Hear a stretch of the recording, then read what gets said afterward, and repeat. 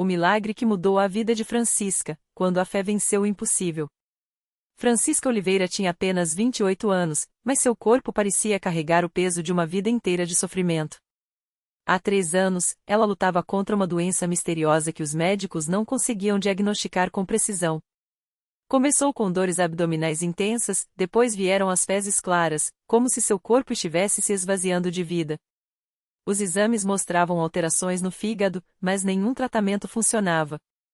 Os médicos falavam em cirrose, em doenças autoimunes, em possíveis tumores, mas nada era certo. O que era certo era o desespero. Francisca emagreceu 15 quilos em poucos meses, sua pele amarelou, e as noites eram uma tortura de dor e medo. Doutor, eu não aguento mais. Parece que algo está me comendo por dentro, chorava ela na última consulta, segurando um exame que indicava que seu fígado estava falhando. Francisca, prepare-se para o pior. Se não encontrarmos a causa logo, você precisará de um transplante, foi a resposta fria que recebeu. Ela saíra do consultório com as mãos trêmulas, sentindo que a vida lhe escapava. Não tinha dinheiro para um transplante, nem família que pudesse ajudá-la. Sua mãe, Dona Maria, uma mulher de fé simples, só sabia rezar o terço e acender velas, mas nem isso parecia adiantar. Francisca se sentia sozinha, abandonada até por Deus. Até que, numa tarde de quarta-feira, enquanto esperava o ônibus para voltar do trabalho, onde mal conseguia se sustentar como auxiliar de limpeza, uma mulher de voz firme se aproximou dela. Moça, você está muito pálida. Precisa de ajuda? Francisca olhou para cima e viu uma senhora de cabelo grisalho, mas com um brilho nos olhos que a intrigou. Estou doente. Os médicos não sabem o que eu tenho. Já tentou a Igreja Universal? Lá, Deus opera milagres todos os dias. Minha nora tinha um problema no útero, os médicos disseram que nunca teria filhos, mas depois da corrente de oração, ela está grávida de gêmeos. Francisca nunca havia pisado numa igreja evangélica. Criada no catolicismo, achava que sua fé já era suficiente. Mas naquela hora, com a dor latejando em seu corpo, ela não tinha mais nada a perder. Onde fica? Perguntou, com um fio de esperança. Vem Aigo, minha filha. Hoje mesmo tem uma reunião de libertação às 20 horas. Eu te levo. A Igreja Universal do Reino de Deus na região central de São Paulo era um lugar que Francisca nunca imaginou que pisaria. Ao entrar, sentiu um arrepio. Não era o frio, mas algo diferente, uma energia forte, como se ali houvesse uma batalha espiritual acontecendo. O pastor, um homem de voz poderosa e olhar penetrante, falava sobre a fé que move montanhas. Deus não é Deus de mortos, é Deus de vivos. Se você está aqui com uma doença, com dívidas, com família destruída, saiba que hoje é o seu dia de vitória. Francisca sentou-se no fundo, envergonhada, mas as palavras do pastor ecoavam dentro dela. Quando ele chamou os enfermos para irem à frente, seus pés tremiam. Dona Maria, a senhora que a trouxera, segurou sua mão. Vai, minha filha. Jesus está te esperando. Com lágrimas nos olhos, Francisca se levantou. Ao chegar ao altar, o pastor colocou a mão em sua testa e começou a orar com uma autoridade que ela nunca havia visto. Em nome de Jesus, eu quebro toda a maldição de doença neste corpo. Satanás, solte esta filha de Deus agora mesmo. Ela sentiu algo estranho. Primeiro, um calor intenso percorreu seu corpo, como se uma corrente elétrica a atravessasse. Depois, uma dor aguda no abdômen, como se algo estivesse sendo arrancado de dentro dela. Francisca gritou, não de dor, mas de alívio. As lágrimas escorriam sem controle. Glória a Deus, exclamou o pastor. Esta filha foi libertada. Mas Francisca ainda não sabia que aquele era apenas o começo. Nos dias seguintes, ela voltou à igreja. Participou da corrente de oração das 7 horas, onde dezenas de pessoas se reuniam para clamar a Deus por milagres. Aprendeu sobre a fogueira santa, onde a fé é avivada e as batalhas espirituais são vencidas. O pastor explicou que muitas doenças têm origem espiritual, amarras, maldições familiares, inveja e que só a oração forte e a obediência a Deus poderiam quebrar aquelas cadeias. Você precisa fazer a sua parte, disse o pastor em um atendimento particular. Participar das campanhas, ser fiel nos dízimos e ofertas, e não desistir. A fé sem obras é morta. Francisca, que mal tinha dinheiro para comer, olhou para as moedas em sua bolsa. Era tudo o que tinha. Mas algo dentro dela disse: se Deus é fiel, eu também serei. Ela entregou aquelas moedas como oferta, crendo que Deus multiplicaria. E multiplicou. Naquela noite, durante a vigília de oração, enquanto o pastor ungido impunha as mãos sobre os enfermos e orava com unção, Francisca sentiu novamente aquele calor. Desta vez, foi como se uma mão invisível a levantasse. Ela começou a louvar, mesmo com a voz trêmula, e então, algo incrível aconteceu. Seu corpo começou a tremer. Não de fraqueza, mas de força. Uma energia sobrenatural a invadiu, e ela soube, no fundo da alma, que estava curada. No dia seguinte, Francisca acordou diferente. A dor havia desaparecido. Seu rosto, antes amarelado, tinha um tom mais vivo. Ela correu para o banheiro e, pela primeira vez em meses, suas fezes tinham cor normal. Chorou ali mesmo, ajoelhada, agradecendo a Deus. Os exames que fez uma semana depois deixaram os médicos boquiabertos. Seu fígado estava normal. Todas as alterações haviam desaparecido. Isso não tem explicação médica, disseram. Mas Francisca sabia a explicação: era a mão de Deus. Ela voltou à igreja não como uma mendiga de milagre, mas como uma testemunha viva do poder de Deus. Subiu ao altar e contou sua história, entre lágrimas e risos, enquanto a congregação louvava a Deus com palmas e gritos de alegria. Eu quase desisti, disse Francisca, segurando o microfone com mãos que já não tremiam mais. Mas Deus me mostrou que, quando a medicina diz o não, ele diz o sim. Não foi o médico, não foi remédio, foi a fé. Foi a oração dos servos de Deus nesta igreja. O pastor, emocionado, abençoou-a e lembrou a todos: Deus não faz acepção de pessoas. Se ele fez por Francisca, pode fazer por você. Mas é preciso crer de verdade, participar, ser fiel, não desistir na primeira batalha. A vitória vem para quem persiste. Hoje, Francisca não é mais a mesma. Não apenas porque sua saúde foi restaurada, mas porque sua vida ganhou propósito. Ela se tornou uma serva na igreja, ajudando outros enfermos a acreditarem no milagre. Aprendeu que a prosperidade não é só dinheiro, mas saúde, paz e uma família restaurada. Sua mãe, que antes só rezava o terço, agora frequenta a Universal e testemunha das bênçãos de Deus. Sua lição de vida? A fé não é só acreditar que Deus pode. É agir como se ele já tivesse feito. É entregar o pouco que temos, confiar quando tudo parece perdido, e não sair do lugar da oração até a vitória chegar. Porque na Igreja Universal, Deus não falha. Nunca.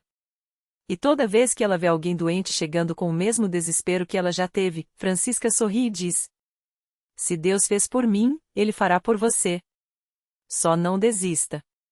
O tempo passou, e o testemunho de Francisca se espalhou como um fogo que não se apaga. Não eram só as pessoas da igreja que ouviam sua história, eram vizinhos, conhecidos, até mesmo médicos que, no início, tinham dito que seu caso não tinha solução. Muitos vinham até ela, não só para ouvir, mas para ver com os próprios olhos, uma mulher que deveria estar em uma cama de hospital, dependendo de remédios e aparelhos, agora corria, trabalhava, abençoava vidas.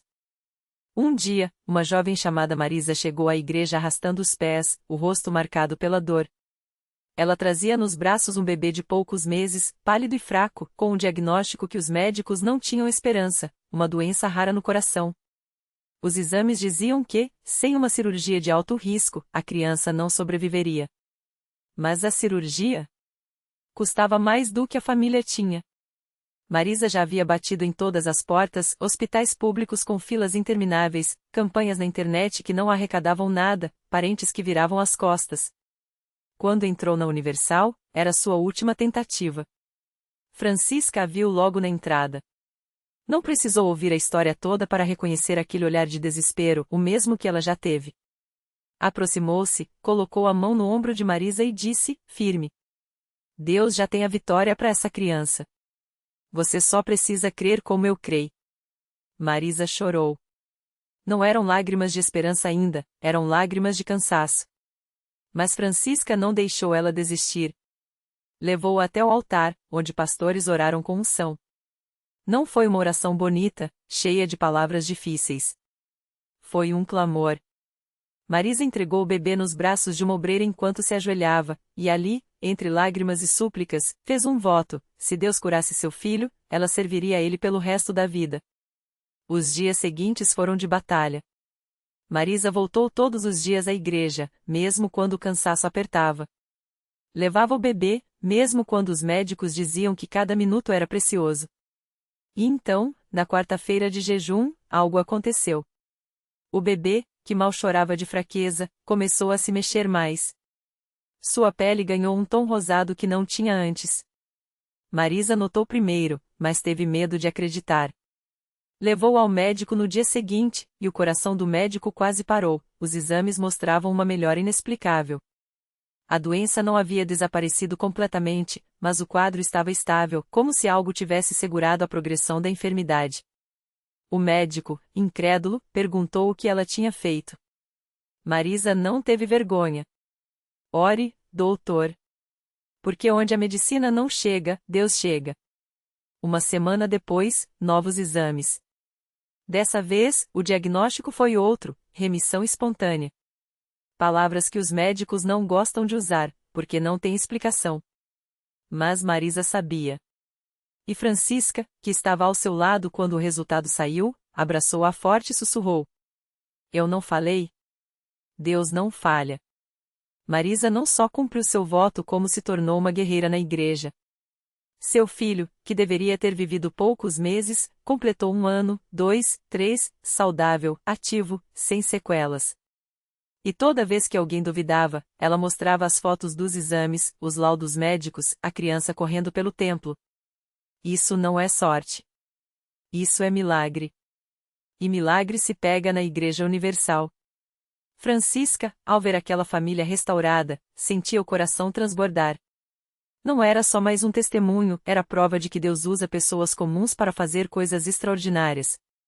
Ela, que já tinha sido abandonada pela medicina, agora via outras vidas sendo transformadas pelo mesmo Deus que a salvou. E assim, a cada cultos, mais histórias como a dela e a de Marisa surgiam. Um homem com câncer terminal que voltou aos exames e o tumor havia sumido. Uma mulher com depressão que encontrou paz e hoje lidera um grupo de oração. Um jovem viciado em drogas que, após uma corrente de libertação, nunca mais tocou em entorpecentes. A igreja não era um lugar de teorias. Era um hospital de almas, onde Deus operava o impossível.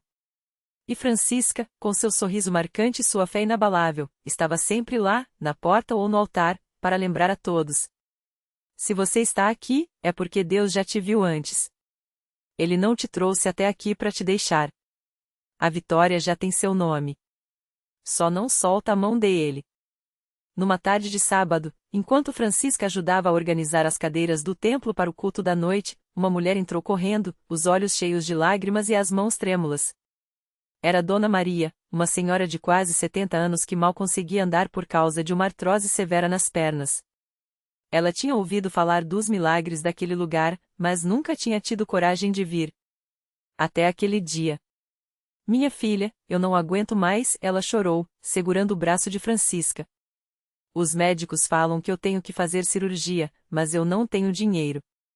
E mesmo que tivesse, eles não garantem que vou voltar a andar direito. Eu só quero poder brincar com meus netos de novo, sem dor. Francisca olhou nos olhos dela com uma calma que só quem já viu Deus agir tem. Não falou que ia ser fácil, não prometeu um milagre na hora. Só disse: vem comigo. Levou Dona Maria até o altar, onde já tinha gente orando. Colocou a mão no ombro dela e começou a clamar em voz alta, como quem sabe que está falando direto com o Pai. A igreja toda parou para ouvir. Pastores, obreiros, até quem estava passando na rua e entrou só por curiosidade.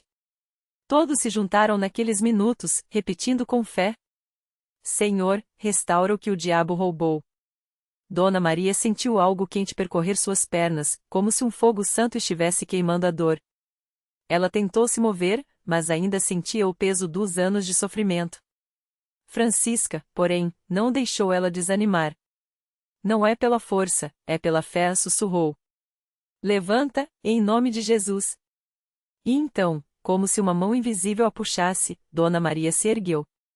Primeiro um passo, depois outro. Devagar, mas sem dor. Quando deu por si, estava andando sozinha, sem bengala, sem gemidos. Os gritos de alegria tomaram conta do templo. Ela correu, sim, correu até o fundo da igreja e abraçou a neta de 5 anos, que tinha vindo com ela e agora pulava de felicidade. Vovó tá boa. Vovó tá boa. A menina gritava, e ninguém naquele lugar duvidou que era verdade. Na semana seguinte, Dona Maria voltou. Dessa vez, não foi sozinha. Trouxe a filha, que há anos lutava contra um problema no útero e não conseguia engravidar. Trouxe o genro, que estava desempregado havia 1 ano. Trouxe até a vizinha, que tinha um filho preso nas drogas. E assim, como uma pedra jogada num lago, o milagre de uma vida se espalhava em ondas, alcançando outras. Francisca olhava aquilo tudo e lembrava do dia em que ela mesma tinha entrado naquela igreja, arrastando não só o corpo doente, mas uma alma quebrada. Agora, ela via o que Deus faz quando a gente confia, não só sarar, mas transformar. Não só libertar, mas usar aquelas mesmas pessoas para serem luz em meio à escuridão. E foi numa dessas noites, depois de mais um culto cheio de testemunhos, que um rapaz se aproximou dela. Era alto, magro, com olheiras fundas e um olhar que ainda guardava medo. Eu ouvi falar que aqui as pessoas mudam, ele disse, com a voz trêmula. Eu preciso mudar. Não aguento mais essa vida. Francisca reconheceu aquele desespero. Era o mesmo que ela tinha sentido anos atrás. Sorriu e estendeu a mão. Então você veio pro lugar certo. Aqui, Deus não só muda gente. Ele nos faz novos. Vem, meu filho. Sua história também vai ser um milagre. O rapaz, que se chamava João, hesitou por um segundo, como se não acreditasse que merecia aquela chance. Mas quando seus dedos tocaram os de Francisca, foi como se uma corrente de paz invadira seu corpo. Ele não sabia explicar, mas sentiu algo diferente naquela igreja, algo que não era só palavras, era poder. Eu já tentei de tudo, confessou, baixando a cabeça. Remédios, médicos, até coisas que não devia, mas nada adianta. A noite é pior. Fico ouvindo vozes, vejo sombras, tenho medo até de dormir. Francisca não se assustou. Ela já tinha visto demônios serem expulsos ali, tinha visto Deus curar mentes doentes e corações partidos. Apertou o braço dele com firmeza e disse: Hoje isso acaba. Você não vai sair daqui do mesmo jeito que entrou.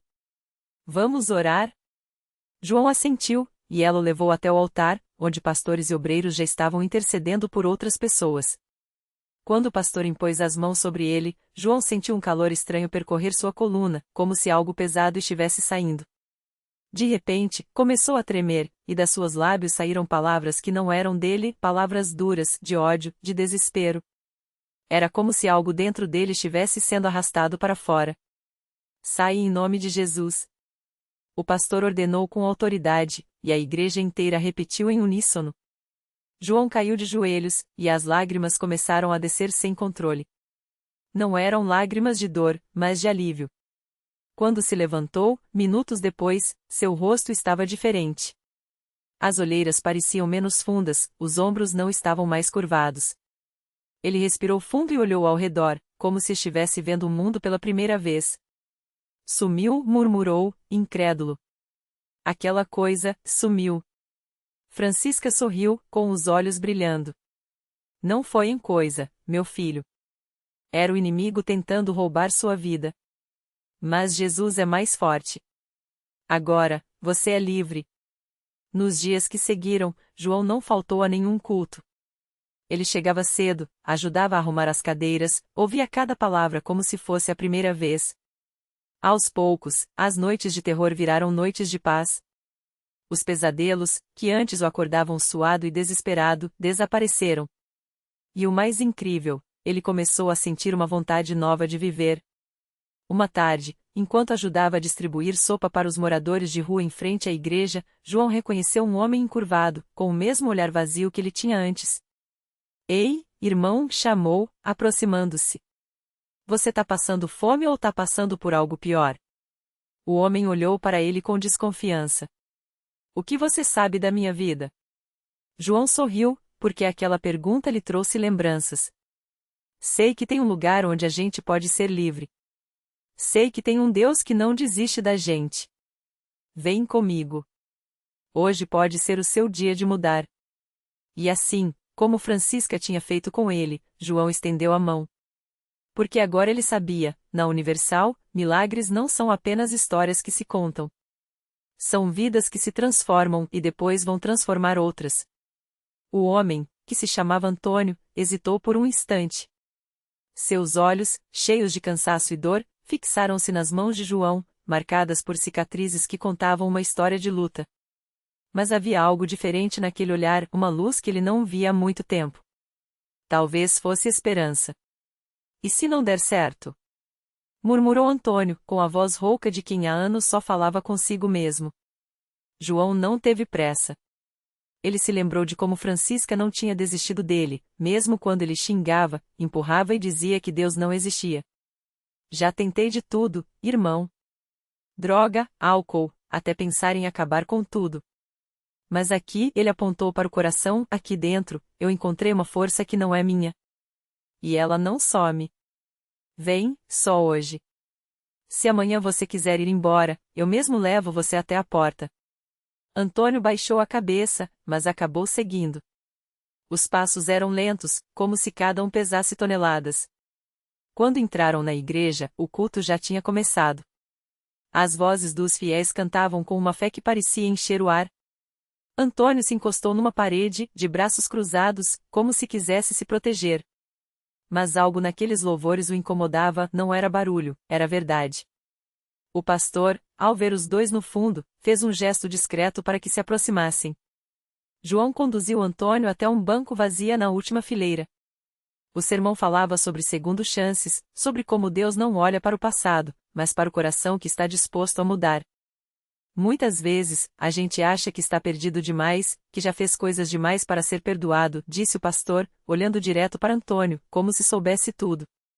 Mas a Bíblia diz que Deus não é homem para mentir. Se ele prometeu restaurar, ele restaura.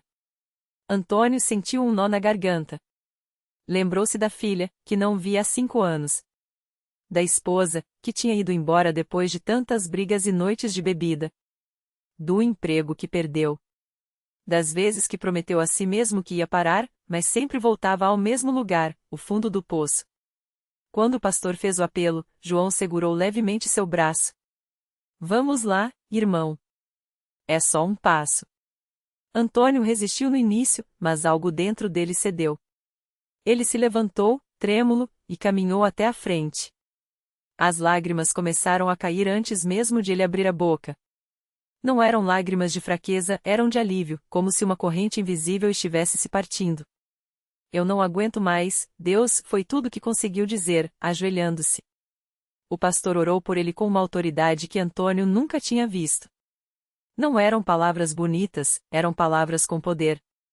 E quando impuseram as mãos sobre sua cabeça, ele sentiu algo que não sentia há anos, paz. Na semana seguinte, Antônio voltou. E na outra também. João acompanhou em cada culto, cada estudo bíblico, cada batalha contra as tentações que ainda batiam à sua porta. Não foi fácil. Houve dias em que Antônio quis desistir, em que a saudade da antiga vida apertava seu peito. Mas João estava sempre lá, lembrando-o. Lembra do dia que você entrou aqui? Você não veio sozinho. Deus te trouxe. E ele não vai te deixar pela metade. Pouco a pouco, Antônio foi mudando. O olhar vazio deu lugar a um brilho tímido. Ele arrumou um trabalho como servente de pedreiro, começando do zero, sem vergonha. Escreveu uma carta para a filha, pedindo perdão. Não teve resposta logo, mas não desanimou. Até que um dia, 3 meses depois, a porta da igreja se abriu e uma jovem com os olhos inchados de chorar entrou hesitante. Eu procuro pelo Antônio, disse, olhando em volta.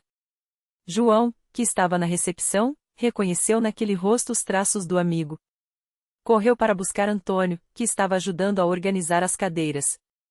É a sua filha, sussurrou, emocionado. Antônio congelou. O medo de ser rejeitado novamente quase o paralisou. Mas então se lembrou das palavras do pastor: Deus restaura o que foi quebrado. Respirou fundo e virou-se. A jovem o viu e, sem dizer nada, correu em sua direção. Antônio abriu os braços e, pela primeira vez em anos, abraçou sua filha como um pai deve abraçar, com amor, com arrependimento, com esperança. Naquele dia, mais uma vida foi transformada. E João, observando a cena, soube que aquele não era o fim, mas o começo de uma nova história. Porque na Universal, os milagres não param.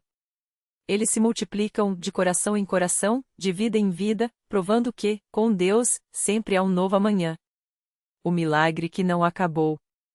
Os olhos de Antônio encheram-se de lágrimas enquanto sentia o cheiro do cabelo da filha, o mesmo perfume suave que ele guardara na memória por anos. Clara, agora uma jovem forte, sussurrou entre soluços: Pai, eu também senti sua falta. Não houve reproches, nem perguntas sobre o passado. Apenas o silêncio sagrado de um reencontro que só Deus poderia orquestrar. João, ao lado, viu quando Clara tirou do bolso um envelope amarelado. Encontrei isso na gaveta da vovó ontem, disse, entregando a Antônio. Dentro, uma carta escrita há anos pela mãe de Clara, já falecida: Meu filho, quando ela fizer 18 anos, conte a verdade. Diga que você a amou desde o primeiro choro, mas o orgulho cegou seu coração. Deus perdoa. Espere nele. Antônio caiu de joelhos. Não por dor, mas por gratidão. Aquelas palavras eram a prova de que, mesmo em seu erro, Deus trabalhará nos bastidores através da oração de uma mãe, da fé de um amigo, da coragem de uma filha. O milagre não era apenas o abraço, era a restauração completa, do tempo perdido, das palavras não ditas, da família que agora renascia. Reflexão final. Às vezes, o maior milagre não é mudar o passado, mas redimir seu significado. Antônio aprendeu que Deus não apaga nossas escolhas, mas as transforma em pontes para um futuro melhor. Clara entendeu que o perdão não é esconder a dor, mas escolher regar com amor as raízes que ainda estão vivas. Lição de vida. Nunca é tarde para voltar. Deus não mede o tempo pelas nossas feridas, mas pela disposição do nosso coração em se levantar. O milagre começa quando paramos de correr de nosso erro e passamos a correr para nosso Deus. E enquanto o sol se punha sobre a igreja, iluminando os três, pai, filha e amigo, João sorriu. Porque ali, entre lágrimas e risos, nascia a certeza de que todos os adeuses podem virar até logo quando confiamos àquele que faz todas as coisas novas.